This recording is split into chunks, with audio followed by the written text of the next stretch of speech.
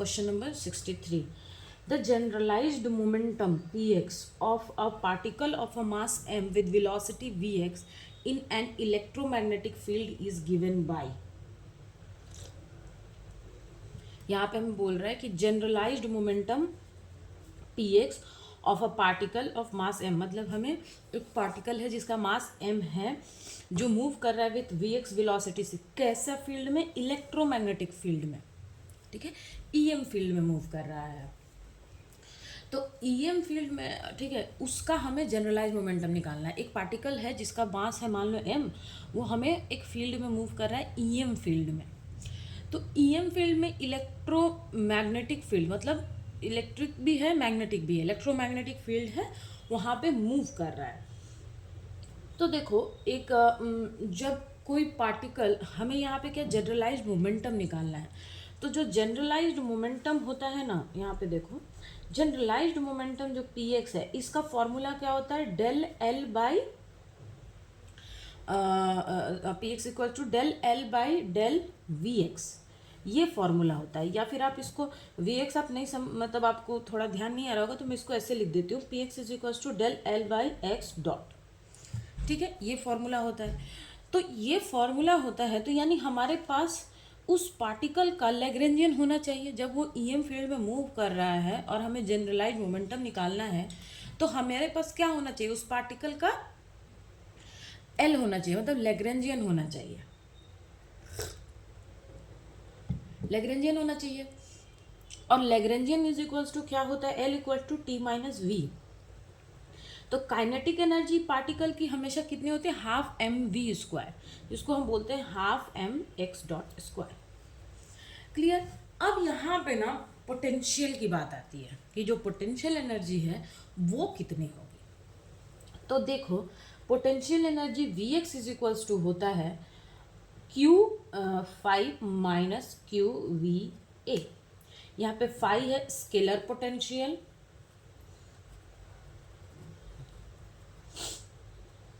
और ए है आपका वेक्टर पोटेंशियल। क्लियर है?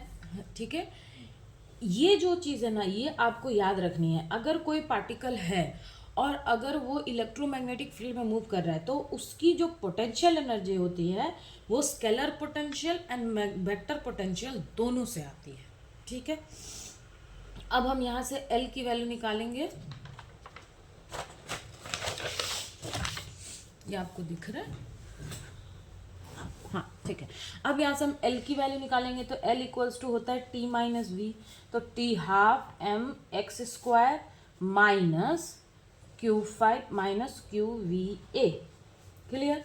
तो ये हो जाएगा हाफ एम एक्स स्क्वायर या फिर आप इसको वी स्क्वायर बोल दो, ठीक है, ये minus Q five plus V Q A. अब हमें तो जनरलाइज मोमेंटम निकालना है, तो del L by del V या एक्स डॉट आप जो भी बोलो, तो ये हो जाएगा, ये टू हो गया तो ये हो जाएगा एम वी। और अगर आप, ठीक है, और ये फाइव है तो यहाँ तो वी है नहीं तो ये तो ज़ीरो हो जाएगा, यहाँ वी है तो प्लस क्यू ए, क्योंकि वी तो हो गया। तो हमारा जनरलाइज मोमेंटम कितना हो गया? M V. यहाँ पे एक्स है तो हम यहाँ पे एक्स कंपोनेंट को लेंगे, ठीक है, ये एक्स कंपोनेंट रहेगा यहाँ पे क्योंकि वहाँ पे एक्स लिया है इसलिए, प्लस क्यू ए, ये हमारा आंसर है, ठीक है। तो देखो कौन सा ऑप्शन इसमें करेक्ट है। इसमें हमारा एम वी एक्स प्लस हमारा आ रहा है ना, तो हमारा ऑप्शन ए करेक्ट है, ठीक है, इसमें हमारा ऑप्शन ए करेक्ट। ये क्लियर हुआ आपको? अच्छा, क्वेश्चन नंबर 64 देखो। ये जो क्वेश्चन है ना, आपको थोड़ा सा दिख रहा है तो हाँ, ये जो क्वेश्चन है ना, ये क्वेश्चन में ये जो क्वेश्चन है, ये क्वेश्चन जो है वो डिलीटेड है, मतलब एक लैग्रेंजियन दिया हुआ है और हमको हैमिल्टन इक्वेशन निकालना है। तो मैं आपको बता देती हूँ कि हम क्यों कैसे, मतलब इसको हम कैसे, अगर हैमिल्टनियन हमको दिया हुआ है तो वहाँ से हम कैसे सॉरी, अगर हमें लैग्रेंजियन दिया हुआ है तो हम वहाँ से कैसे हैमिल्टनियंस इक्वेशन को हम निकाल सकते हैं।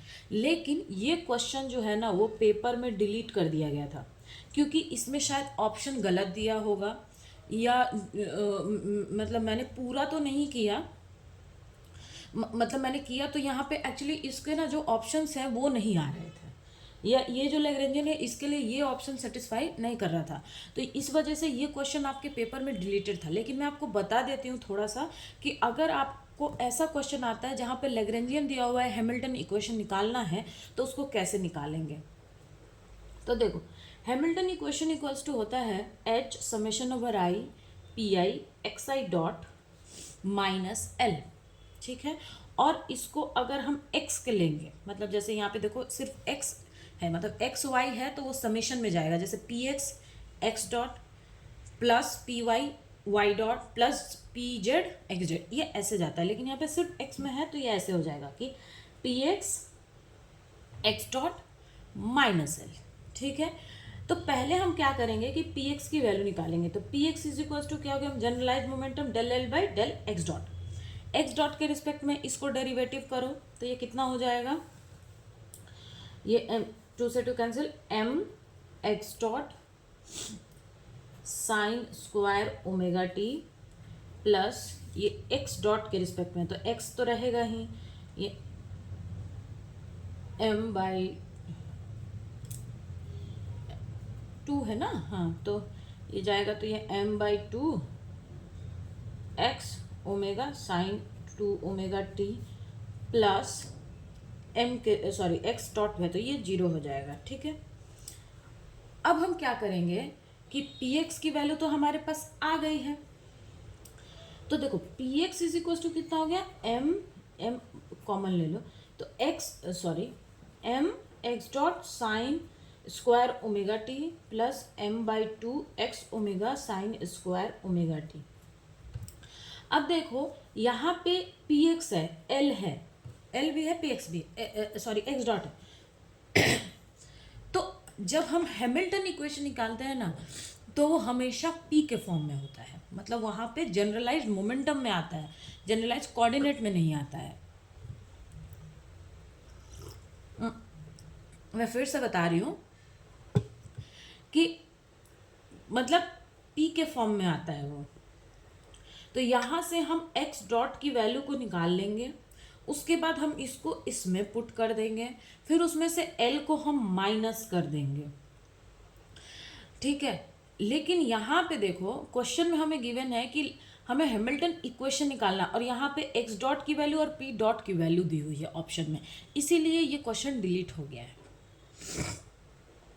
ठीक है। इसीलिए ये क्वेश्चन डिलीटेड है पेपर में, क्यों, क्योंकि हमें बोला है कि हमें हैमिल्टन इक्वेशन निकालना है, लेकिन यहाँ पे x डॉट की वैल्यू दी हुई है और p डॉट की वैल्यू दी हुई है, इसी वजह से ये क्वेश्चन डिलीटेड है। तो हम क्या करेंगे, यहाँ से x डॉट की वैल्यू निकालेंगे तो ये हो जाएगा P x minus x omega sine square omega T by 2, हाँ, डिवाइडेड बाई यहाँ पे एक m भी होगा, नहीं 2 नहीं होगा ना, ये इधर जाएगा तो ये पूरे में नहीं होगा, ठीक है। फिर इसको हम सॉल्व करेंगे और इसके नीचे फिर ये पूरे में नहीं होगा, ठीक है। तो यहाँ पे x डॉट की वैल्यू हम निकालेंगे, इसको यहाँ पे पुट करेंगे, और लैग्रेंजियन में भी हम x डॉट की वैल्यू को पुट करेंगे, और टोटल हमें हैमिल्टन इक्वेशन यहाँ से मिल जाएगा, क्लियर। तो ये पेपर में डिलीटेड क्वेश्चन है। अब देखो मैं थोड़ा सा और इसको एक्सप्लेन कर देती हूँ, जब स्पेस है तो एक्सप्लेन कर देते हैं कहीं पे। तो यहाँ पे x डॉट की कितनी वैल्यू आ गई, P x minus m by 2 x sine square omega T, ये इधर, और यहाँ पे x डिवाइडेड बाई कितना हो जाएगा, m sine square omega T, ये करो तो ये जगह 2px minus M X sine square omega T divided by 2m sine square omega T. इसको और थोड़ा सिंप्लीफाई कर लो तो ये जगह P X by M sine square omega T minus M से एम कैंसिल हो गया, इससे कैंसिल हो गया साइन, तो एक्स बाई टू। अब इसी वैल्यू को हम यहाँ पे पुट कर देंगे और पुट करके फिर सॉल्यूशन निकाल देंगे तो हमारा हैमिल्टन इक्वेशन आ जाएगा। ये क्लियर हो गया आप लोगों को? ओके, नाउ क्वेश्चन में है कि the orbit of a planet revolving around the sun will be ellipse if it eccentricity, यहाँ पे इसेंट्रिसिटी निकालना है।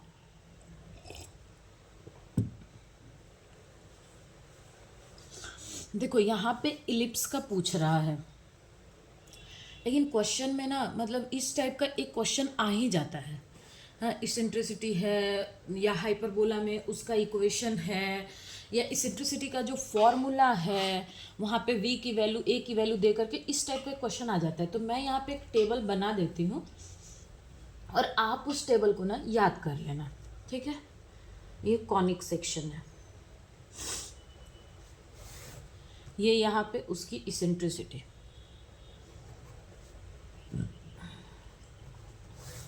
और ये यहाँ पे उसका इक्वेशन, ठीक है?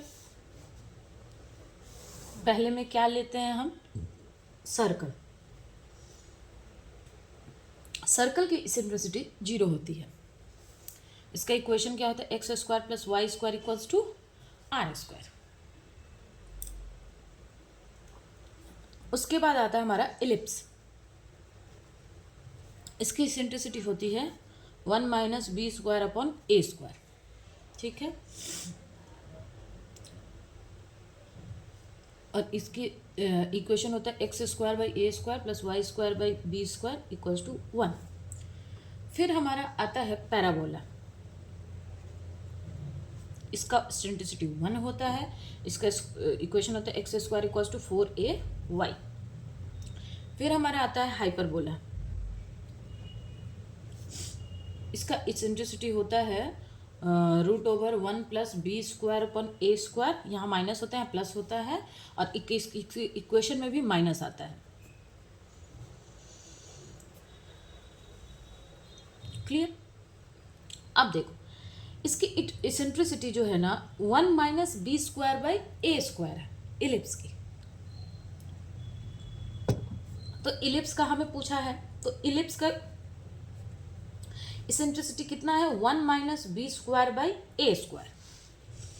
अब देखो यहाँ पे अगर कोई भी वैल्यू है, अगर b बाई ए की वैल्यू 0 हो जाती है तब तो ये पैराबोला बन जाएगा, है ना? b बाई अगर a की वैल्यू अगर हमारी 0 हो गई तो ये तो पैराबोला बन जाएगा ना, ये इलिप्स तो फिर रहेगा नहीं। और b बाई ए के किसी भी वैल्यू के लिए, ठीक है, ये हमेशा ही ये जो बहुत वैल्यू है, मान लो यहाँ पे 0.5 आ गया तो ये 1 से कम ही है ना, क्योंकि 1 में से वो चीज़ सब्ट्रैक्ट हो रही है। तो eccentricity E is always less than 1। क्यों? अगर ये 0 आ जाता है तो ये क्या बन जाएगा? पैराबोला। अगर ये माइनस में चला जाता है तो ये बन जाएगा हाइपरबोला। लेकिन इलिप्स के लिए अगर इसकी कोई भी वैल्यू होगी, ठीक है, तो ये 1 से कम ही आएगा क्योंकि वो 1 में से सब्ट्रैक्ट हो रहा है। तो इसका आंसर होगा E इज लेस देन 1। अगर यही हाइपरबोला होता तो ये E इक्वल्स टू 1 हो जाता। अगर पैराबोला होता तो E ग्रेटर देन 1 हो जाता। पैराबोला के लिए ये होता और ये सर्कल के लिए, मतलब ये सर्कल के लिए है, ये पैराबोला के लिए है, ये हाइपरबोला के लिए है। ये आपको क्लियर हो गया?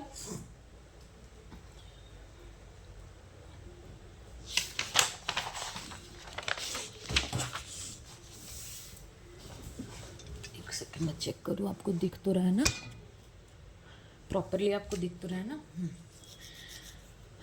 अच्छा देखो ये जो क्वेश्चन है ना, ये मतलब बहुत, इसको मतलब मैं बोलती हूँ ना कि मोस्ट इम्पॉर्टेंट, इसको आप स्टार मार्क कर लो। ये मोस्ट इम्पॉर्टेंट क्वेश्चन है। आप महाराष्ट्र सेट एग्ज़ाम देने जाओ, आप MP सेट एग्ज़ाम देने जाओ, आप वेस्ट बंगाल सेट एग्ज़ाम देने जाओ, आप छत्तीसगढ़ सेट एग्ज़ाम देने जाओ, मतलब आपको ये, और बहुत बार तो नेट में भी, गेट में भी, आपका MP असिस्टेंट प्रोफेसर के एग्ज़ाम में भी, मतलब ये one of the most important question है। क्लियर? तो चलो इसको आप ध्यान से देखना, ठीक है। या तो जनरेटिंग फंक्शन पूछता है या ये पूछेगा कि ये कैनोनिकल है कि नहीं है। ये मतलब आप लिख लो कि ये दोनों में से ये कोई तो पूछेगा कि या तो कैनोनिकल है या कैनोनिकल है या हमको मतलब जनरेटिंग फंक्शन है या नहीं, ये निकालना है। तो देखो एक इक्वेशन होता है P Q D X minus P capital Q is equal to D G. अगर कोई इक्वेशन जैसे ये p और q की वैल्यू अगर इसको डिफाइन करती है तो उसको हम बोलते हैं एग्जैक्ट डिफरेंशियल फॉर्म। और अगर इसको वो सेटिस्फाई कर गया तो इसको हम बोलेंगे कि वो इक्वेशन हमारा कैनोनिकल है। एक और उसका इक्वेशन होता है कैनोनिकल, अगर आता है तो वो कैसे फाइंड होगा वो मतलब मैं बता दूंगी, वो इससे आसान है, ठीक है। तो पहले तो हम ये निकालते हैं, लेकिन क्वेश्चन में हमें डायरेक्ट जनरेटिंग फंक्शन पूछा है कि ठीक है, पहले हमें यहाँ से निकालना पड़ेगा, फिर हमें सेटिस्फाई करना पड़ेगा कि वो कैनोनिकल है या नहीं है, उसके बाद हम निकालेंगे उसका जनरेटिंग फंक्शन, क्योंकि कैनोनिकल है तो जनरेटिंग फंक्शन निकलेगा। लेकिन अब ये तो हमारा कोई थ्योरी पेपर तो है नहीं, है ना, इसमें हमें कम टाइम में इसको पूरा अच्छे से हमें करना है। तो हमें क्या करना है कि देखो इतना दिमाग लगाना है कि ये कैनोनिकल ट्रांसफॉर्मेशन ये दिया हुआ है, हमें जनरेटिंग फंक्शन निकालना है, तो इसकी हमें कोई आवश्यकता नहीं है, क्योंकि जनरेटिंग फंक्शन की यहाँ पे वैल्यू दी हुई है, इसका मतलब ये कैनोनिकल होगा तभी तो जनरेटिंग फंक्शन निकलेगा ना। और ऑप्शन में ऐसा कुछ दिया तो है नहीं कि दिस इज नॉट कैनोनिकल, ऐसा तो कुछ दिया नहीं है हमें, तो यहाँ पे 4 यही ऑप्शन दिया, इसका मतलब है कि हमने मान लिया कि ये कैनोनिकल है। पेपर में हमें ऐसे ही सॉल्व करना है। पेपर में इसको हम थ्योरी पेपर रहता तो वहाँ पे हम दिखाते कि this is canonical, this transformation is canonical transformation, फिर वहाँ से हम जनरेटिंग फंक्शन निकालते। लेकिन पेपर यहाँ पे हमें ऐसा कुछ नहीं करना है। क्यों नहीं करना है? क्योंकि ऑप्शन में ऐसा कोई ऑप्शन है नहीं, ऑप्शन में डायरेक्ट वैल्यूज दी हुई है। इसका मतलब है कि this transformation is a canonical transformation, ये पहले से सेटिस्फाई है, हमें बस जनरेटिंग फंक्शन निकाल देना है। वो थ्योरी पेपर होता तो हम बैठ के लिखते, और जो कि पेपर में टाइम तो कम है तो हमें तो ऐसे स्मार्टली काम करना पड़ेगा ना, ठीक है। अब देखो t इज इक्वल्स टू कितना हो गया 2 1 plus Q half square cos small p है ये, और ये कैपिटल P है। यहाँ पे स्मॉल और कैपिटल का आप थोड़ा ध्यान रखना, वो P में थोड़ा कंफ्यूजन हो जाता है, Q में तो चलो ठीक है। यहाँ भी ये Q हाफ है, इसको हम ऐसे भी लिख सकते हैं कि 2 plus root Q cos P small p, ठीक है। अब Q की वैल्यू कितनी है, यहाँ पे मैं एक लाइन ड्रॉ कर लेती हूँ, तो ये तो कैपिटल Q की वैल्यू कितनी है log 1 plus root Q cos P, ठीक है। तो देखो अगर मैं यहाँ पे एक्सपोनेंशियल ले लूँ तो ये log चला जाएगा, तो ये कितना हो जाएगा e का power q equals to 1 plus root Q cos P।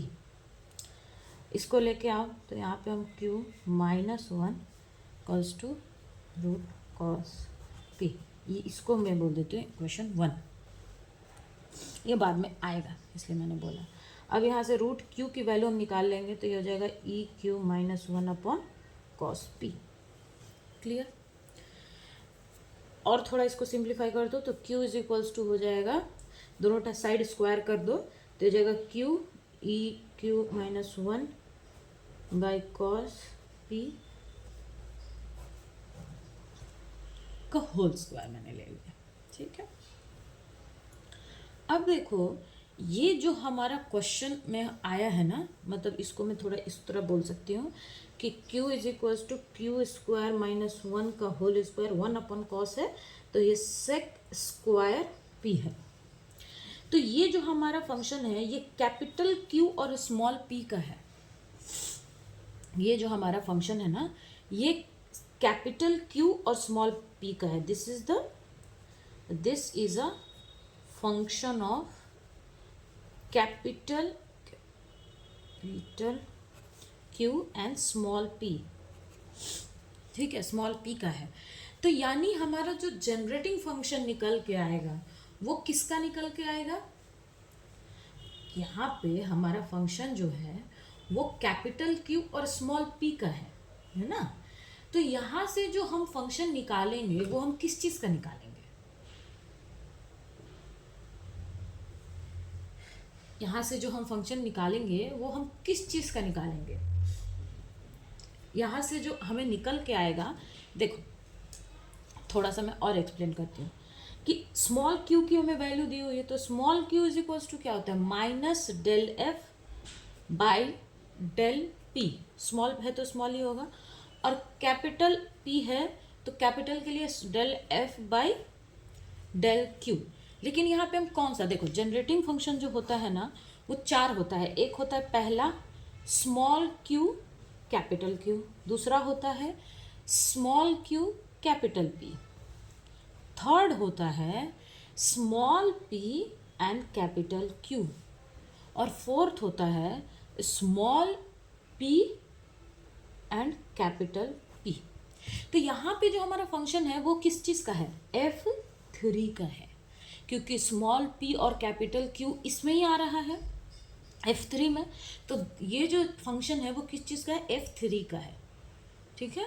तो यहाँ पे देखो Q की वैल्यू होती है del F3 by del P, और इसकी वैल्यू होती है इतनी। तो अब हम क्या करेंगे, हमें तो ये मिला है, तो अब हम क्या करेंगे कि देखो इसको ले लेंगे, तो ये Q इज इक्वल टू, क्योंकि हमारे पास Q की वैल्यू है, अब कैपिटल P की वैल्यू भी हम यहाँ से निकाल सकते हैं, इसमें कोई प्रॉब्लम नहीं, और आप यहाँ से भी निकाल के F3 की वैल्यू निकाल सकते हो। लेकिन हमारे पास Q की वैल्यू हमने निकाली है तो हम Q से ले सकते हैं। अगर आप चाहो तो ये वाला भी P कैपिटल P की वैल्यू निकाल करके और फिर इस तरह से यहाँ से इंटीग्रेट करके, जैसे मैं ये Q के लिए कर रही हूँ आप P के लिए भी कर सकते हो, लेकिन Q के लिए मैंने पहले निकाल लिया तो मैं Q से ले रही हूँ, minus del F by del P. तो देखो ये क्या हो जाएगा, Q del P is equals to minus del F, इसको इंटीग्रेट कर दो तो हो जाएगा Q D P is equals to minus F3। तो minus F3 is equals to क्या हो जाएगा, integration over Q D P. तो Q की वैल्यू कितनी आ जाएगी हमारी, Q माइनस 1 का whole square sec square P capital P D P. तो सेक का कितना होता है, tan होता है, सेक स्क्वायर का इंटीग्रेशन क्या होता है, tan होता है। तो ये कितना हो जाएगा हमारा, Q स्क्वायर माइनस 1 का होल स्क्वायर tan P। यहाँ पे एक माइनस है तो F3 की वैल्यू हो जाएगी माइनस EQ माइनस 1 का स्क्वायर tan P। क्लियर। अब देखो इसकी वैल्यू, देखो कौन सा हमारा आंसर सेटिस्फाई कर रहा है, ए। क्लियर है, ये क्वेश्चन आपको समझ में आया। तो यानी हमारा जो जनरेटिंग फंक्शन है वो कितना है, ई माइनस ई स्को ई क्यू एक्सपोनेंशियल पर क्यू माइनस 1 का स्क्वायर है tan P है। तो ये हमारा जनरेटिंग फंक्शन की वैल्यू है। ये आपको समझ में आ गया ये क्वेश्चन, ठीक है। आप चाहो तो ये P से भी निकालोगे तो सेम ही आएगा, ठीक है। यहाँ पे P से निकालोगे तो ये इसकी जो वैल्यू है क्यू स्क्वायर ए कॉस पी, तो इसकी वैल्यू कितनी हो जाएगी, इसकी वैल्यू ये हो जाएगी। फिर यहाँ से इसकी वैल्यू यहाँ पुट करोगे, फिर उसको सिंप्लीफाई करोगे तो उस तरह भी आ जाएगा। क्लियर हो गया ये क्वेश्चन आपको। Number 67, in case of a linear try atomic molecule AB2 type, the correct relation between eigen function omega 1 omega 2 and omega 3। यहाँ पे हमें ओमेगा 1 ओमेगा 2 और ओमेगा 3 की वैल्यू को calculate, okay, omega 1 omega 2 omega 3 की value को calculate करना है। देखो ये जो क्वेश्चन है ना ये थोड़ा सा मतलब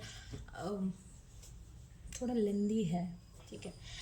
तो यहाँ पे ट्राई एटॉमिक मॉलिक्यूल की बात कर रहे हैं, कैसा टाइप है उनका, AB2, मतलब बीच में बड़ा कैपिटल ये A है, इसका मास आप मान लो कैपिटल M है, यहाँ एक मॉलिक्यूल है इसका मास स्मॉल m है, और यहाँ एक मॉलिक्यूल है स्मॉल m है।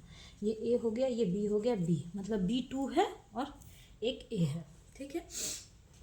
और यहाँ पे सॉरी एक स्प्रिंग से ये अटैच्ड है, ठीक है। तो इसमें क्या है कि देखो यहाँ पे इसका जो डिस्प्लेसमेंट होगा m, इसको हम x1 ले लेंगे, इसके डिस्प्लेसमेंट को हम x2 ले लेंगे और इसके डिस्प्लेसमेंट को हम x3 ले लेंगे। क्लियर, ये आपको दिख तो रहा है ना।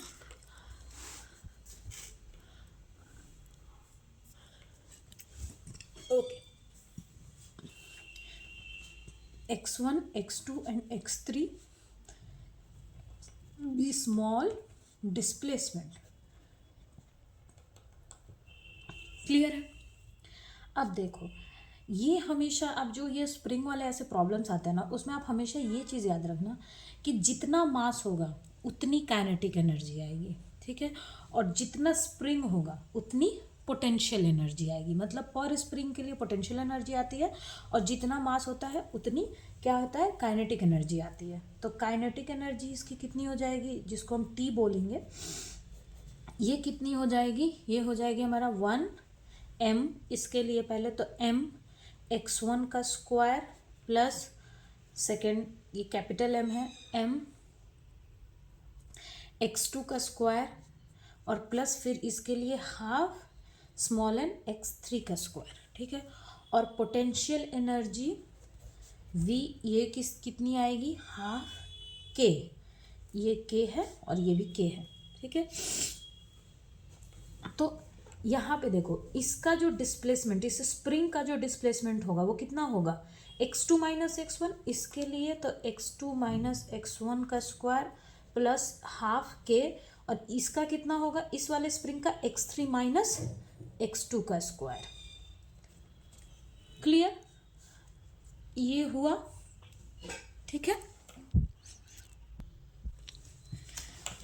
अब देखो, इसको थोड़ा सा ना हम और सिंप्लीफाई कर लेते हैं इस चीज़ को। तो ये हो जाएगा हाफ के हम कॉमन ले लेंगे, तो ये हो जाएगा x2 का स्क्वायर प्लस x1 का square minus 2x1 x2 plus x3 का स्क्वायर प्लस x2 का square minus 2x3 x2। Clear? अब वहाँ पे हाफ के, अब देखो यहाँ पे एक x1 है तो x1 का स्क्वायर, यहाँ पे x2 है, यहाँ भी x2 है, तो ये क्या हो जाएगा 2, एक सेकेंड, दोनों में x2 कॉमन है ना, हाँ, 2x2 का स्क्वायर और x1 तो यहाँ पे हो गया, x2 2x2 प्लस x3 का square minus 2x1 x2 minus 2x3 x2 हो गया। क्लियर? अब हम क्या करेंगे कि ये जो है, ये काइनेटिक एनर्जी वाला इक्वेशन और ये पोटेंशियल एनर्जी वाला इक्वेशन, इसको हम क्या करते हैं, मैं इसको यहाँ पे कर देती हूँ, ठीक है, ताकि आपको पता चले। ये देखो यहाँ पे ये क्या है, हाफ एक m1, यहाँ पे कैपिटल M और इसके, तो इसको हम क्या करेंगे, मैट्रिक्स के फॉर्म में लिखेंगे। तो देखो मैट्रिक्स के फॉर्म में अगर हम काइनेटिक एनर्जी को लिखते हैं, देखो काइनेटिक एनर्जी को अगर हम, आपको दिख तो रहा है ना, हाँ, अगर हम काइनेटिक एनर्जी को मैट्रिक्स फॉर्म में लिखते हैं तो यहाँ पे एक m है x1 के स्क्वायर में, ये जो फॉर्म होता है ये कैसे होता है, ऐसे होता है x1 x2 x1, ठीक है, फिर यहाँ पे होता है x1 x2 x1 x3 x21 x1, ऐसे ऐसे रहता है ना, ये ऐसे आपको पता है ना मैट्रिक्स को हम किस फॉर्म में लिखते हैं। तो उसी तरह से यहाँ पे x1 स्क्वायर का हो जाएगा m, फिर ये 0 0, ये x2 में आ रहा है तो m 0 और ये 0 0 m।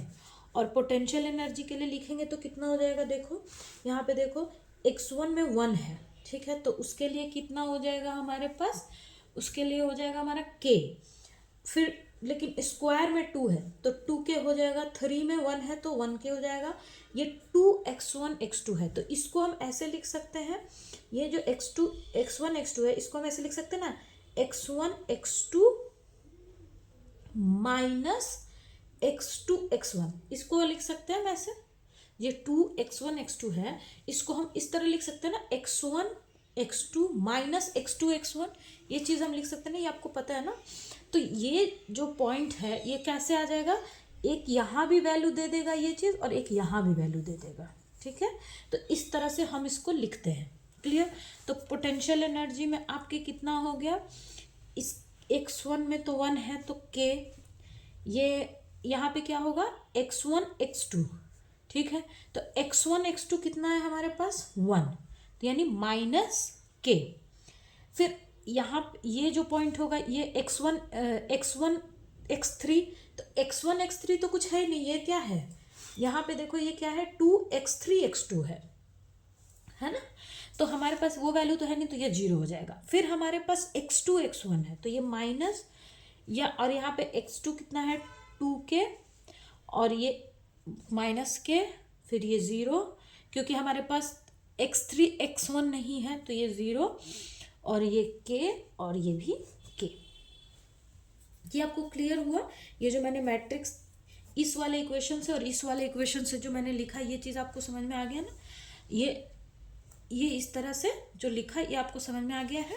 ठीक है, अब आगे देखो। जब हम आइगन वैल्यू इक्वेशन निकालते हैं ना, तब हम क्या करते हैं, जब हम आइगन वैल्यू इक्वेशन निकालते हैं तो आइगन वैल्यू इक्वेशन ये होता है v minus omega square T. v यानी पोटेंशियल एनर्जी, t यानी काइनेटिक एनर्जी। तो हमारे पास पोटेंशियल एनर्जी कितना है k, यहाँ पे देखो k माइनस के 0 माइनस के 2k माइनस के 0 माइनस के k, तो ये हो जाएगा k माइनस के 0 माइनस के 2k माइनस के 0 minus K k minus omega square, और t की वैल्यू कितनी है m00, फिर एक में कैपिटल M, ये sorry m000 capital M000 n equals to 0। तो ये कितना हो जाएगा, इसको अगर हम पूरा सिंप्लीफाई करके लिखें तो हमारा मैट्रिक्स ऐसे बनेगा k minus omega square m, ये 0 तो ये 0 ही हो जाएगा, माइनस के 0, ठीक है, फिर ये माइनस के है, यहाँ ये 0 हो जाएगा, तो ये बस एक माइनस के, ये देखो ये 2k है, यहाँ पे m है, तो 2k minus omega square capital M, और ये हमारा माइनस k, और यहाँ पे ये 0, ये भी ये पूरा 0, ये माइनस के है, माइनस के, और ये k minus omega square m equals to 0। अब हमें क्या करना है, हमें इसका डिटर्मिनेंट वैल्यू निकालना है, ठीक है। तो डिटर्मिनेंट वैल्यू निकालेंगे तो कैसे होता है, इसको लेते हैं, फिर ये और ये ब्लैंक रहता है मैट्रिक्स में, आपको पता है ना डिटर्मिनेंट निकालना, तो बस मैं वही कर रही हूँ, ठीक है। तो k omega square m 2k omega square capital M k minus omega square m, ये माइनस माइनस है तो प्लस हो जाएगा, और प्लस एक माइनस k स्क्वायर, फिर यहाँ पे ये माइनस होता है, फिर ये लेकिन ये माइनस में ही है, तो ये कितना हो जाएगा हमारा, प्लस हो जाएगा, ठीक है। तो ये प्लस, फिर इसको और इसको कर दो, तो ये और ये 0, ठीक है, तो ये माइनस के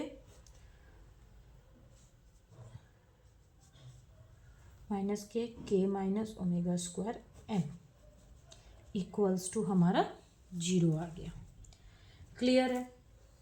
अब देखो यहाँ भी हमारे पास k स्क्वायर ओमेगा m है, यहाँ भी k स्क्वायर ओमेगा m है, तो इस यहाँ से इसको हम कॉमन ले सकते हैं ना, यहाँ भी है यहाँ भी है, तो इसको हम कॉमन ले लेंगे तो कितना हो जाएगा k ओमेगा स्क्वायर m, अगर हम एक कॉमन ले ले तो हमारे पास कितना बच जाता है 2k omega square capital m k minus omega square m minus k square, और ये तो हमने पूरा कॉमन ले लिया, और ये प्लस है ये प्लस है ये माइनस है, तो ये फिर ये minus k square equals to 0।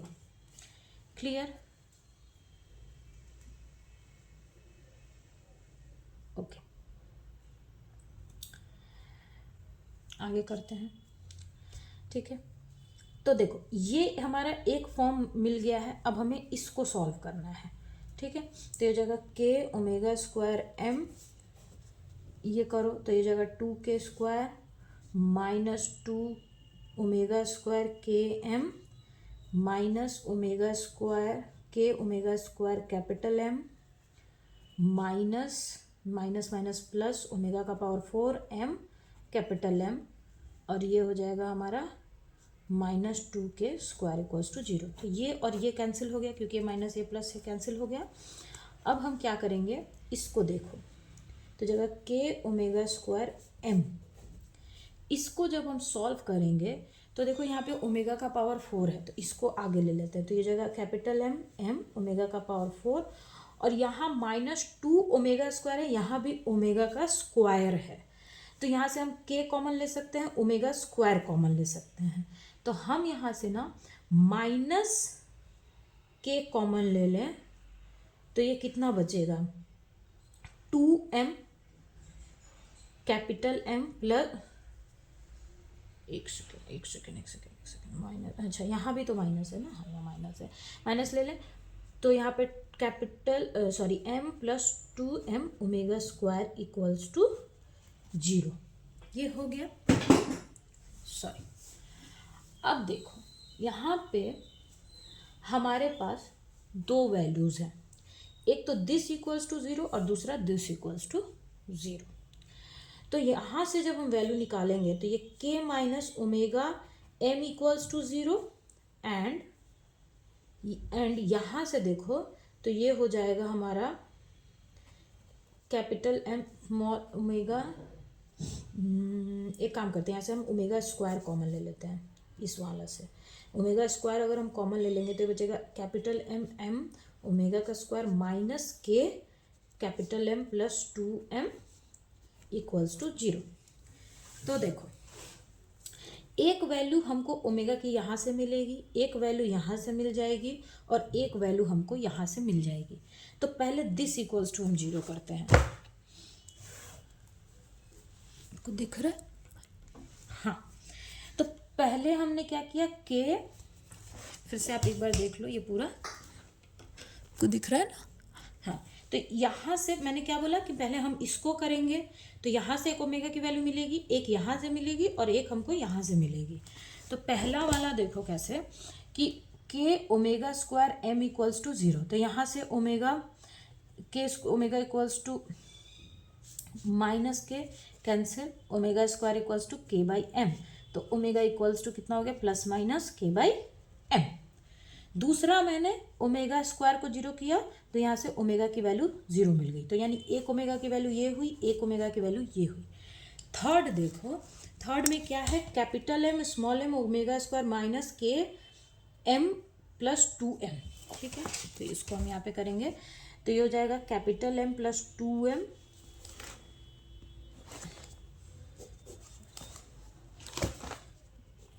Capital M plus sorry small M omega square minus k small M plus 2 capital M,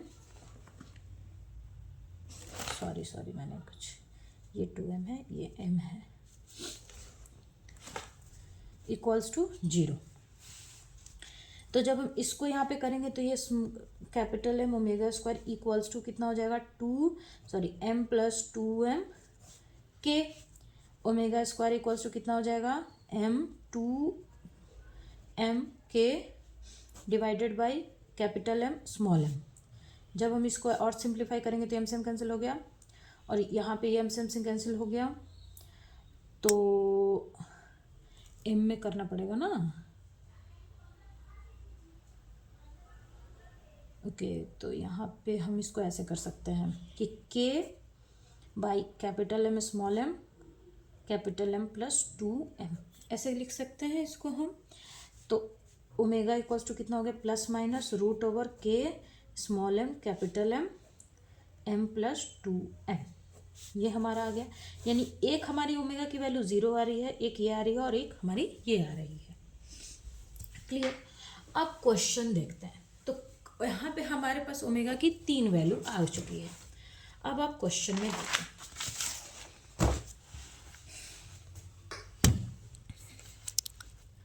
question में आप देखो कि इस केस में बोल रहा है कि जो तीनों आइगन फंक्शन है उनके बीच में क्या रिलेशन होगा, ओमेगा 1 ओमेगा 2 ओमेगा 3 इक्वल होगा, नहीं, ये पहले ही गलत है।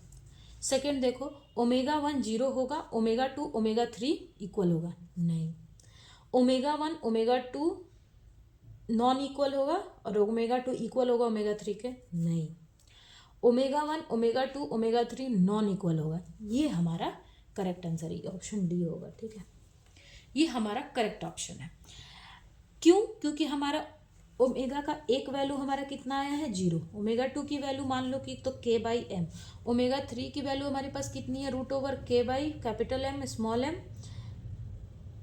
m+2m, ये आई ना हमारी वैल्यू। तो तीनों तो एक दूसरे के इक्वल नहीं है, तो ये हमारा ऑप्शन नंबर डी करेक्ट है। अब इसका ना, अब देखो इस क्वेश्चन का ना मैं थोड़ा फिजिकल सिग्निफिकेंस आपको समझा देती हूँ कि इसमें क्या बोल रहा है कि जो लीनियर ट्राई एटॉमिक मॉलिक्यूल होता है ना, उसका मैंने आपको बताया कि वो कैसा होता है, इस टाइप का होता है, ठीक है। इसमें क्या होता है कि इसमें 3 तरह के ना हमारे पास जो स्ट्रेचिंग है या आप बोलो कि उनका मूवमेंट है वो ऐसा रहता है। जैसे देखो यहाँ पे बता देती हूँ कि ऐसे हैं मॉलिक्यूल, मतलब ये ए है, ये बी है और ये बी है। तो या तो ये इस तरीके से मूव करेंगे, ठीक है, या दोनों इस तरीके, जैसे या तो दोनों ऐसे आएंगे, मान लो कि ये हमारा बड़ा वाला एटम है बीच में और एक छोटे छोटे यहाँ पे है और ये हमारा सेंटर एटम है, तो या तो दोनों इस तरह से आएंगे, मतलब दोनों ही पास आ रहे हैं, या फिर ऐसे ऐसे मूव करेंगे, मतलब एक पास आया तो एक दूर, एक पास आया, ये पास आया तो ये दूर, ये पास आया तो ये दूर, इस तरीके से, ठीक है। या फिर ऐसे ऐसे, मतलब ऐसे ऐसे ऐसे ऐसे इस तरीके से मूव करेंगे, या फिर ऐसे मूव करेंगे, ऐसे, ये मतलब पास आया तो ये दूर गया, ये पास आया तो ये दूर, इस तरीके के मोशन में रहेगा। उसको बोलते हैं हम एंटी सिमेट्रिक स्ट्रेच, ठीक है। एंटी सिमेट्रिक स्ट्रेच मतलब या तो ये ऐसे मूव किया, मतलब एक पास आ रहा है तो एक दूर जा रहा है, ऐसे ऐसे, ठीक है, या फिर ऐसे, मतलब सिमेट्रिक स्ट्रेच, ऐसे ऐसे, ठीक है, इसको हम सिमेट्रिक बोलते हैं। और एक होता है बेंडिंग, बेंडिंग का ऐसे वाला रहता है, ये कैपिटल एम है, ये स्मॉल एम है, स्मॉल एम, इस तरीके का जो मोशन होता है, या फिर इसके उल्टा भी आप कर सकते हो, ऐसे, इसको हम बोलते हैं बेंडिंग, ठीक है। तो जो सिमेट्रिक और एंटी सिमेट्रिक की फ्रीक्वेंसी होगी वो तो हमें एक वैल्यू मिल जाती है, मतलब जैसे यहाँ पे जो ओमेगा 2 है और ओमेगा 3 है, ये हमारा सिमेट्रिक और एंटी सिमेट्रिक की वैल्यू है। लेकिन बेंडिंग के लिए जो फ्रीक्वेंसी होती है, जो बेंडिंग फ्रीक्वेंसी है हमारे पास, मान लो कि जैसे ओमेगा 1 की वैल्यू है, मैंने बोल दिया, ये हमारे पास बेंडिंग, मतलब इस वाले उसमें इस जो फ्रीक्वेंसी की जो वैल्यू होती है वो क्या हो जाती है हमारी 0। तो यानी हमें फ्रीक्वेंसी की वैल्यू किसके लिए मिलती है, एंटी सिमेट्रिक स्ट्रेच के लिए एंड सिमेट्रिक स्ट्रेच के लिए। क्या बोला मैंने, अगर ऐसे ऐसे मूव कर रहा है तो वो सिमेट्रिक है, या ऐसे, मतलब ऐसे ऐसे मूव कर रहा है तो वो एंटी सिमेट्रिक है। तो इन दोनों के लिए ओमेगा की वैल्यू हमको मिलेगी, लेकिन जब बेंडिंग के फॉर्म में वो रहेगा तब हमें ओमेगा की वैल्यू वहाँ पे 0 मिलती है, ठीक है। तो इसका फिजिकल सिग्निफिकेंस यही है। क्लियर हो गया आपको? ओके ना, क्वेश्चन नंबर आप 68 देखो। ये क्वेश्चन ना बहुत अच्छा है, इंटरेस्टिंग है। एग्जाम में अगर आपको वैसे भी पता है, मतलब ये जो मैंने आपको कॉन्सेप्ट बताया ना इसमें कि, तो आप अगर कॉन्सेप्ट याद रखते तो भी हो जाता। कॉन्सेप्ट क्या है कि लीनियर ट्राई एटॉमिक मॉलिक्यूल है तो उसमें 3 तरह के मोशन होते हैं, एक सिमेट्रिक स्ट्रेच होगा, एक एंटी सिमेट्रिक स्ट्रेच होगा और एक हमारा बेंडिंग होगा। तो बेंडिंग के लिए फ्रीक्वेंसी 0 रहती है, और अगर कोई चीज़ सिमेट्रिक और एंटी सिमेट्रिक है तो दोनों की ओमेगा की वैल्यू सेम हो ही नहीं सकती है। अगर ये सिमेट्रिक को फॉलो कर रहा है और ये एंटी सिमेट्रिक को, तो क्या इन दोनों की वैल्यू सेम होगी? नहीं होगी। और एक तो बेंडिंग है तो उसके लिए 0 ही होगी, यानी ये तीनों ओमेगा की वैल्यू क्या होती है? डिफरेंट होती है। तो कॉन्सेप्ट अगर आपको पता होता तो आप ये क्वेश्चन वैसे भी कर लेते, आपको ओमेगा की वैल्यू कैलकुलेट करने की आवश्यकता नहीं है। लेकिन मैंने यहाँ पे कैलकुलेट करके आपको दिखा दिया कि किस तरीके से, और फिजिकल सिग्निफिकेंस भी मैंने बता दिया कि अगर लीनियर ट्राई एटॉमिक मॉलिक्यूल की बात हो रही है तो उसमें ऐसे ऐसे मोशन होते हैं और उनके लिए ओमेगा की वैल्यूज क्या होती है। क्लियर? अब देखो क्वेश्चन नंबर 68, ये आपको दिख तो रहा है ना? ठीक है। अ particle of mass m is moving with a relativistic velocity v acted upon by a constant force acting parallel to v. The acceleration of the particle, बोल रहा है कि एक पार्टिकल है जिसका मास है m, is moving with relativistic velocity, v से move कर रहा है, acted upon by a constant force, उस पर कांस्टेंट फोर्स काम कर रहा है, acting parallel to the v, मतलब v के पैरेलल में काम कर रहा है वो फोर्स। मान लो कि v अगर हमारा इस डायरेक्शन में मूव कर रहा है तो फोर्स भी हमारा इसी डायरेक्शन में मूव कर रहा है। तो हमको यहाँ पे एक्सेलरेशन की वैल्यू निकालनी है। क्लियर है? तो देखो एक्सेलरेशन की वैल्यू हमको निकालनी है, तो फोर्स इक्वल्स टू क्या होता है, मास इनटू एक्सेलरेशन होता है। फोर्स की वैल्यू होती है ना मास इनटू एक्सेलरेशन। अगर हमारे पास मतलब फोर्स है और मास है, तो अगर यहाँ से हम, तो एक्सेलरेशन की वैल्यू क्या हो जाएगी, F/m हो जाएगी, होगी ना, F/m एक्सेलरेशन की वैल्यू। लेकिन अब हमारे पास यहाँ फोर्स की भी कोई ऐसा वैल्यू तो दिया नहीं है ना। तो अब हम यहाँ से क्या करेंगे कि हम अपने जो मोमेंटम का फॉर्मूला लेकर के फिर हम वहाँ से स्कोर निकालेंगे। आपने वो सेकेंड लॉ ऑफ मोशन पढ़ा है ना, सेकेंड लॉ ऑफ मोशन। तो according to second law of motion में आप बोलते हैं ना P इज टू m/v, ये पढ़ा है ना आपने। तो यहाँ पे वेलोसिटी क्या है, वेलोसिटी हमारा रिलेटिविस्टिक वेलोसिटी है। तो रिलेटिविस्टिक वेलोसिटी क्या होती है, v इक्वल्स टू जो रिलेटिविस्टिक वैल्यूज v/1/v²/c², ये होता है ना रिलेटिविस्टिक वेलोसिटी, ये v नॉट। तो यहाँ पे v को हम ये लिख सकते हैं, तो ये हो जाएगा mv0 1 - v²/c² हो गया। अब फोर्स इक्वल्स टू क्या होता है, dp/dt होता है। फोर्स इक्वल्स टू dp/dt होता है ना। तो अब हम क्या करेंगे कि यहाँ पे dp/dt और p की वैल्यू को हम यहाँ पे रख देंगे। तो ये mv0 1 - v²/c² हो गया। m को हमने बाहर ले लिया और ये dt ऑफ क्या हो गया, v0 1/v²/c², ये हुआ। अब इसको कुछ नहीं करना, बस हमको सिंपली इसको डेरिवेटिव में लाना है ना।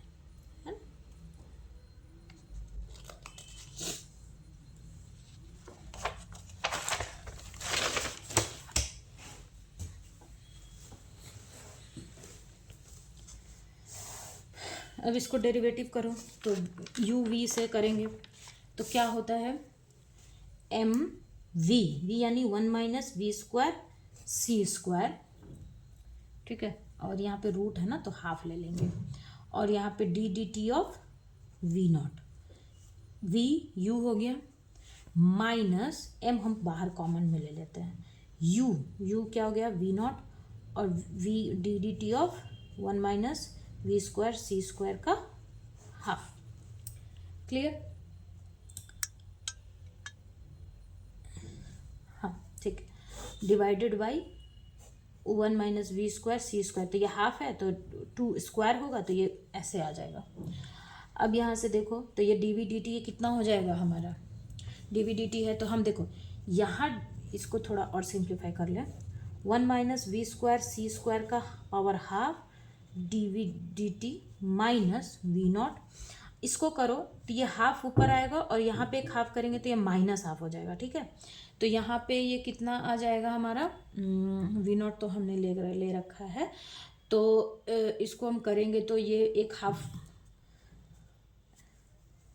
एक 1/2, इसको 1 - v²/c² का पावर हाफ, और इसको करो तो ये जगह 2v/c²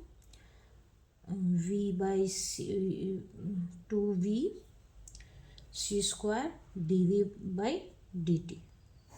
क्लियर? इसको v में ही रखो, ठीक है, ताकि v लिया ना हमने सब जगह, तो ये v0 नहीं रखेंगे, v लेंगे। अब यहाँ पे dv/dt है, यहाँ भी dv/dt है, और ये 1 - v²/c², यहाँ भी dv/dt है, यहाँ भी dv/dt है, तो हम इसको बाहर ले लेंगे तो ये m dv/dt कॉमन हो जाएगा। तो ये देखो 1 - v²/c² हाफ है, 1 - v²/c² का पावर हाफ, माइनस, तो ये 2 से 2 कैंसिल हो गया, ये कितना हो गया, v²/c², और ये 1 - v²/c², इसका पावर माइनस हाफ, और यहाँ पे 1 - v²/c²। क्लियर है? अब हम क्या करेंगे कि इसको इसमें नहीं, ये माइनस में है ना, इसको हम थोड़ा सा और सिंप्लीफाई करेंगे।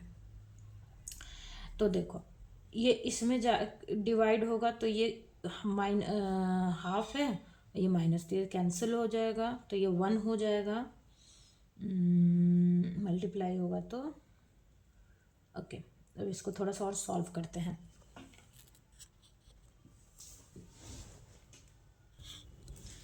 ओके ना, अब हम यहाँ पे देखो ये माइनस हाफ है, तो इसको जब हम नीचे लेके आएंगे तो ये कितना हो जाएगा, mdv/dt। इसको हम नीचे लेके आएंगे तो इससे मल्टीप्लाई होगा। इसको जब हम जैसे देखो यहाँ पे मान लो कि यहाँ पे a का पावर हाफ है और यहाँ माइनस a का पावर माइनस हाफ है, तो इसको हम ऐसे लिख सकते हैं ना, a का पावर हाफ -1/a का पावर हाफ, ये इधर जाएगा तो ये ऐसे हो जाएगा a का पावर हाफ -1/a का पावर हाफ, ऐसे। तो इसी तरह से ये है, तो हम इसको लेके आएंगे तो देखो ये माइनस है, मतलब ये ऊपर मल्टीप्लाई होगा तो ये प्लस हो जाएगा पावर, तो 1 हो जाएगा, तो ये हो जाएगा 1 - v² माइनस, सॉरी हाँ, यहाँ पे ये अच्छा यहाँ पे एक माइनस होगा, सॉरी, हाँ तो ये प्लस हो जाएगा, हाँ तो ये हो जाएगा plus v²c² divided by 1 - v²c² और ये 1 - v²c² का पावर हाफ। क्लियर? तो ये इससे कैंसिल हो जाएगा, तो ये हो जाएगा mdv/dt और ये 1 ये हाफ है और ये 1 है, तो इन दोनों को सम करेंगे तो ये 3/2 यानी 1 - v²c² का पावर 3/2। अब देखो dv/dt को हम एक्सेलरेशन बोल सकते हैं, तो फोर्स यहाँ पे क्या मैंने लिया है, फोर्स है, तो फोर्स इज इक्वल्स टू कितना हो गया, mass by acceleration divided by 1 - v²/c² का पावर 3/2। ठीक है, इसको अब यहाँ पे 3/2 में दिया है कुछ नहीं, ये ऊपर ले गया है, तो ऊपर ले जाएंगे तो फोर्स इक्वल्स टू हो जाएगा मास इंटू एक्सेलरेशन 1 - v²c² का पावर -3/2। क्लियर हुआ आपको ये? का पावर कितना, -3/2।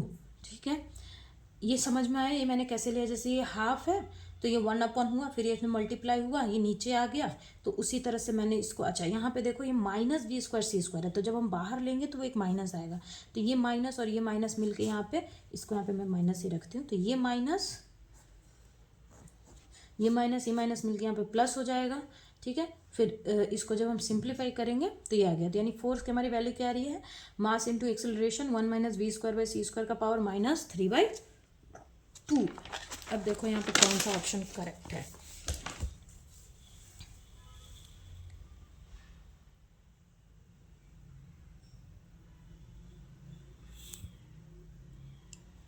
यहाँ तो कुछ गड़बड़ है क्या,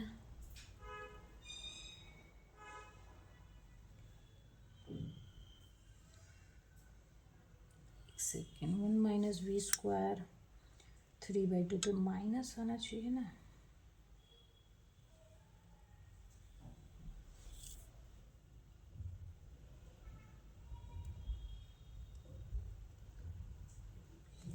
एक सेकेंड।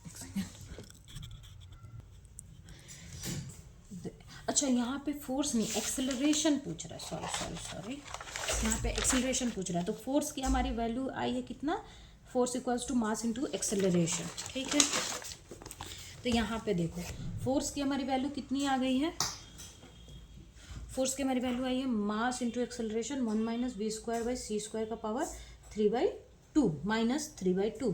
तो एक्सेलरेशन हमें पूछ रहा है, तो एक्सेलरेशन इज इक्वल्स टू कितना हो जाएगा, फोर्स बाय मास 1 - v²c² का पावर 3/2। तो यहाँ पे हमारा ऑप्शन नंबर ए करेक्ट है। ठीक है, मुझे लग रहा था फोर्स पूछा है, फिर ये 3/2 ऐसे क्यों, वहाँ पे एक्सेलरेशन पूछ रहा है। तो ये आपको क्लियर हो गया।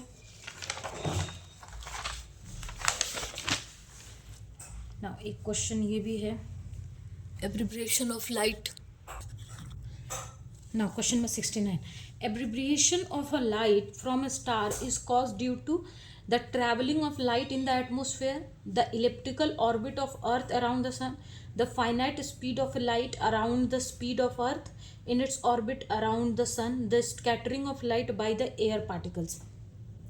क्वेश्चन में पूछ रहा है कि एब्रीविएशन ऑफ लाइट क्यों होता है, ठीक है, मतलब जो लाइट स्टार्स से आती हैं उनमें एब्रीविएशन क्यों होता है। तो देखो एब्रीविएशन ऑफ लाइट क्या होता है कि वो एपरेंट डिस्प्लेसमेंट ऑफ स्टार है, मतलब जैसे कि अगर स्टार यहाँ पे है तो वो हमें मान लो यहाँ पे क्यों दिखता है या फिर यहाँ पे क्यों दिखता है। एक्चुअल स्टार का सपोज करो कि स्टार का जो प्लेस है, ठीक है, वो एक्चुअल में ये है लेकिन हमको दिखता यहाँ पे है या फिर यहाँ पे ऐसा। तो ये पूछ रहा है कि ये क्यों होता है, इसका रीज़न क्या है।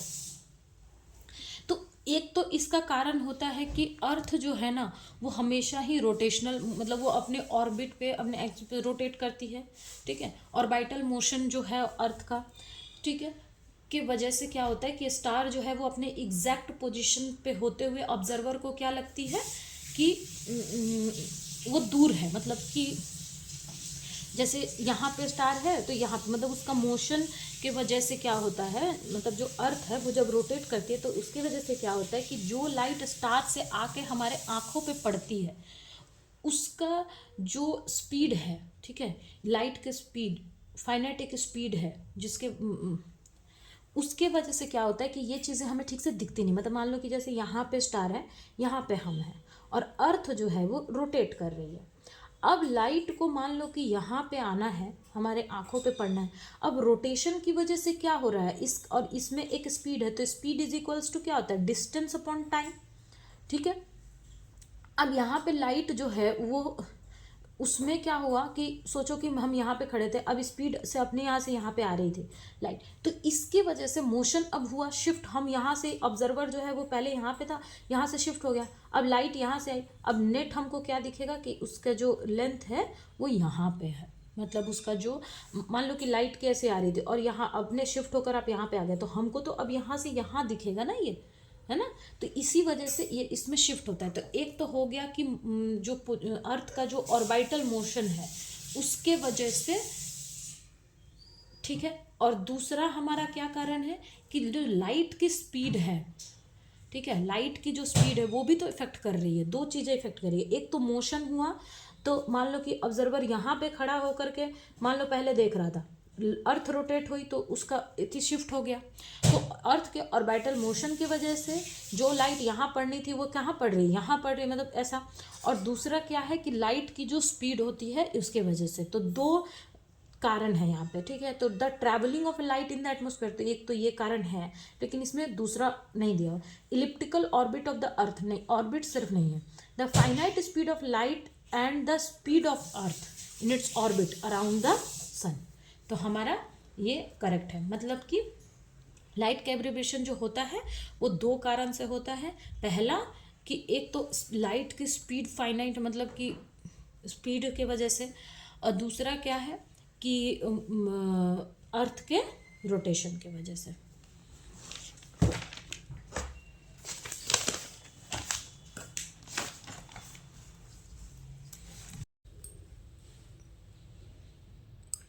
Okay, now question number 70. The speed of an electron having kinetic energy 2 mega electron will be। यहाँ पे हमें क्या करना है, इलेक्ट्रॉन की काइनेटिक एनर्जी को कैलकुलेट करना है, ठीक है, सॉरी स्पीड कैलकुलेट करना है, काइनेटिक एनर्जी तो हमें दी हुई है। तो जब मैं 2024 का पेपर करा रही थी मैंने तब भी आपको बताया था कि इस टाइप का जो क्वेश्चन है ना ये बहुत ही इम्पोर्टेंट होता है, जहाँ पे आपको ये rest mass, total energy, relativistic kinetic energy, ये सारी चीज़ें कैलकुलेट करने के लिए जहाँ भी आती है ना, मतलब एक ना एक क्वेश्चन तो इससे रहता ही है ना। तो ये क्वेश्चन आपका बहुत ही इम्पॉर्टेंट है, मतलब इस टाइप का क्वेश्चन। तो देखो यहाँ पे हमें क्या काइनेटिक एनर्जी कितनी दी हुई है, 2 मेगा इलेक्ट्रॉन वोल्ट, ठीक है। और हमारी बात हम किसकी कर रहे हैं, हम इलेक्ट्रॉन की बात कर रहे हैं, ठीक है। तो इलेक्ट्रॉन का रेस्ट मास एनर्जी हमको पता रहता है ना, हमें तो rest mass energy of electron तो पता है। रेस्ट मास ऑफ इलेक्ट्रॉन ये कितना होता है, 0.511 मेगा इलेक्ट्रॉन वोल्ट। यहाँ पे क्यों हम इसको मेगा इलेक्ट्रॉन वोल्ट में रख रहे हैं, क्योंकि काइनेटिक एनर्जी भी हमारी मेगा इलेक्ट्रॉन वोल्ट में ही है। तो जो टोटल एनर्जी होता है वो क्या होता है, total energy is equals to kinetic energy plus rest mass energy.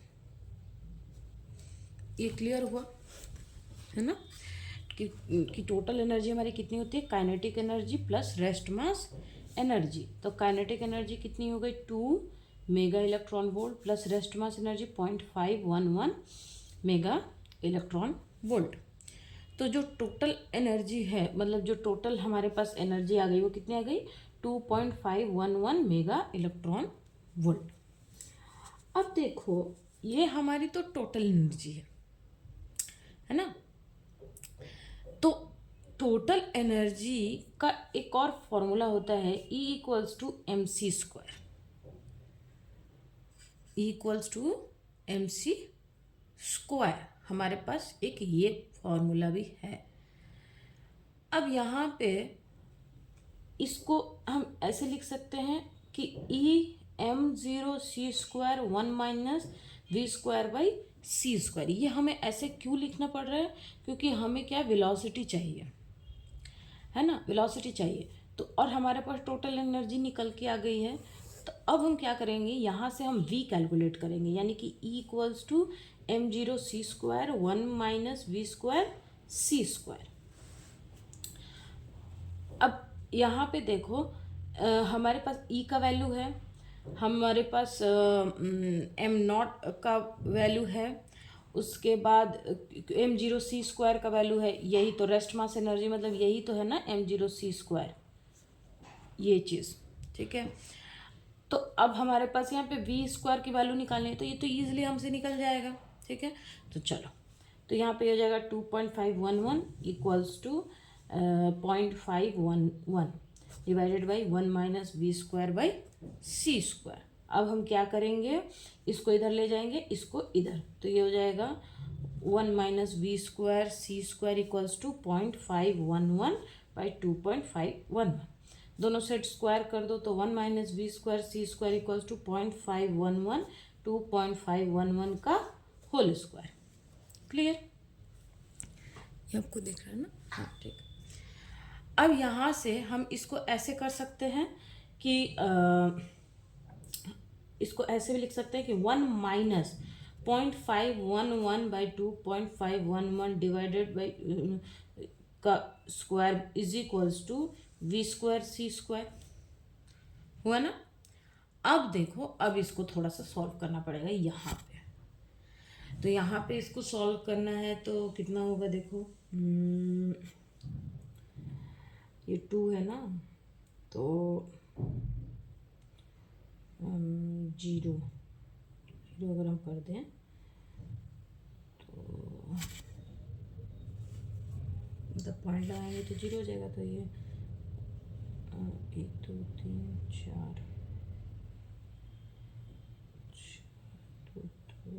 4 ठीक है। तो पॉइंट, तो 2 2 जा 4 2 2 10 1 2 2 4 1 5 ठीक है। फिर वहाँ से एक और 0 लगाएंगे तो ये हो जाएगा हमारा 1 minus 0.204 square equals to V² C²। अब इसका स्क्वायर कर दो तो ये हो जाएगा 1 माइनस ये कितना हो जाएगा हमारा, स्क्वायर कर रहे हैं ना, तो 0.042 इक्वल्स टू V² C²। अब इसको 1 में से माइनस करेंगे तो हमारे पास कितना आ रहा है, 8 और ये 9 माइनस 4 5 9.0 ठीक है, is equals to V² C²। V² equals to कितना 0.958 C²। तो V इज इक्वल्स टू कितना हो गया हमारा, V इक्वल्स टू हुआ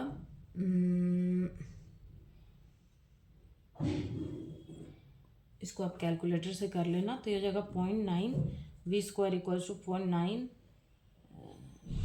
सॉरी हाँ V is equals to 0.58 root C, तो that is equals to 0.97 into 3 into 10⁸ तो दैट इज इक्वल्स टू हो जाएगा हमारा 2.94 इंटू 10⁸ मीटर पर सेकेंड। ये हमारी वेलोसिटी निकल के आ गई।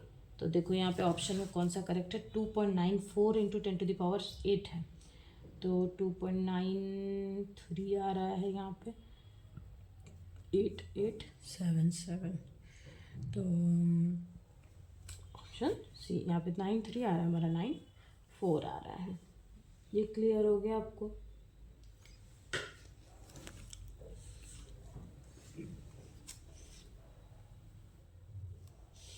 अच्छा देखो यहाँ पे ना कैलकुलेशन काफ़ी प्रिसाइजली करना पड़ेगा हमको।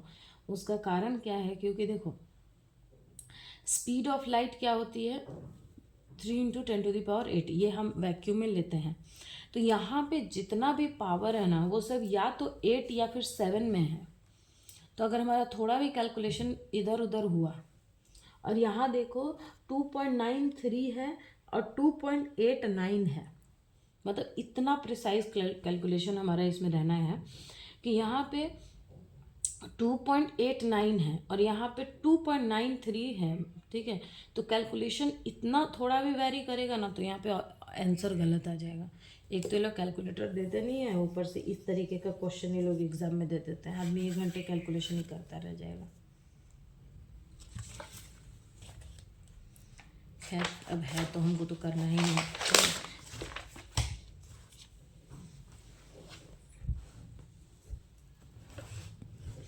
अगला अब क्वेश्चन है कि विच ऑफ द फॉलोइंग, अच्छा देखो इस तरीके के जो क्वेश्चन है ना, आपको जब पेपर मिले तो सबसे पहले आपको क्या करना है, एक बार ना एक मतलब कुछ एक सेकंड के लिए आपको सारा पेपर एक बार देख लेना है।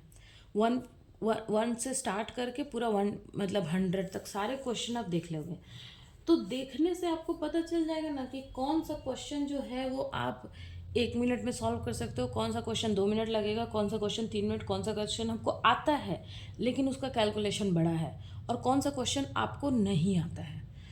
तो इस तरीके से ना ये चीज़ होता है कि जो आएगा फटाफट कर लिया, जिसमें 2 पहले जो एक एक जैसे मतलब एकदम पढ़ा और कर लिया, इस तरीके का क्वेश्चन आप पहले कर लो, फिर उसके बाद तो इस ट्रिक से थोड़ा सा पेपर को सॉल्व किया जाता है।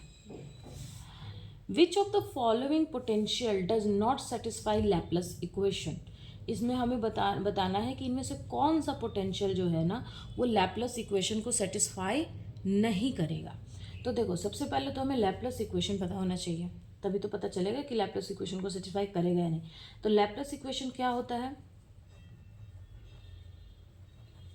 लैपलेस इक्वेशन होता है del square phi del x square plus del square phi del y square plus del square phi del z square equals to 0। ठीक है, तो अगर इनमें से, और फाई क्या है हमारा यहाँ पे, फाई जो है वो पोटेंशियल है, तो इनमें से कौन सा जो इक्वेशन है ना वो इसको सेटिस्फाई कर रहा है वो हमें बताना है। तो सबसे पहले हम इक्वेशन ए से शुरू करते हैं। तो ए इक्वल्स टू वी जेड है। तो एक चीज़ देखो, यहाँ पे x की तो कोई वैल्यू नहीं है और y की कोई वैल्यू नहीं है, मतलब मैं टाइम सेविंग टाइप का बता रही हूँ आपको कि आप किस तरीके से बड़े तुरंत इस क्वेश्चन को आप कर लोगे। इसको देखो आप जब ऑप्शन ए को आप देखते हो तो देखो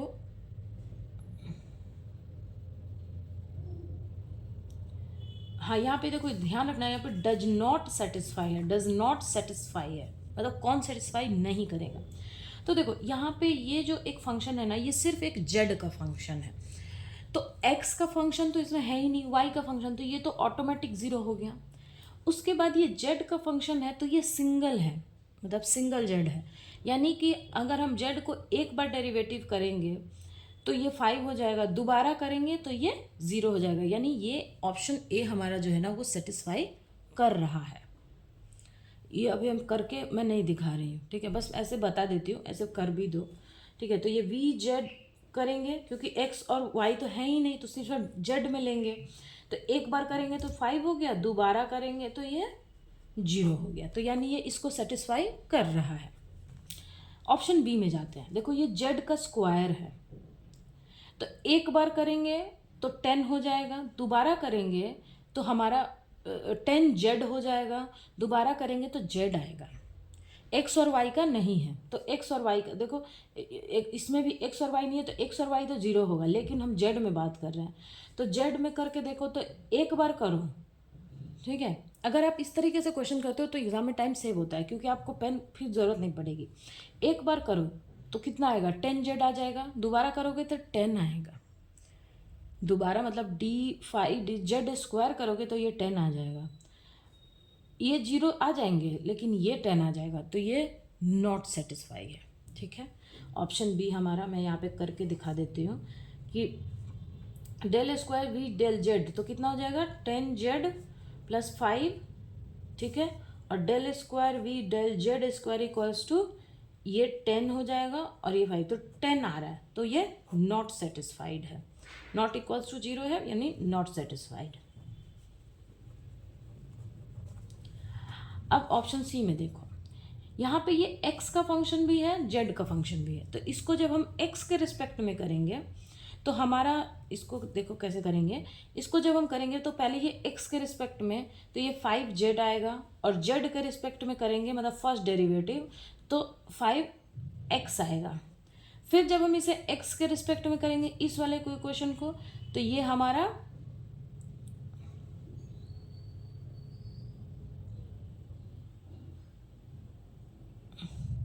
हाँ, अब इसको z के रिस्पेक्ट में करो तो हाँ डबल डेरिवेटिव में करेंगे तो फिर ये 0 ये भी 0 हो जाएगा, ठीक है, तो ये भी हो गया, और ये d के रिस्पेक्ट में करो तो ये भी सिंगल फंक्शन है तो ये भी हमारा 0 होगा, मतलब ये सारे सेटिस्फाई करे, बस ऑप्शन हमारा बी सेटिस्फाई नहीं कर रहा है, तो इसका करेक्ट आंसर होगा ऑप्शन बी। क्लियर है।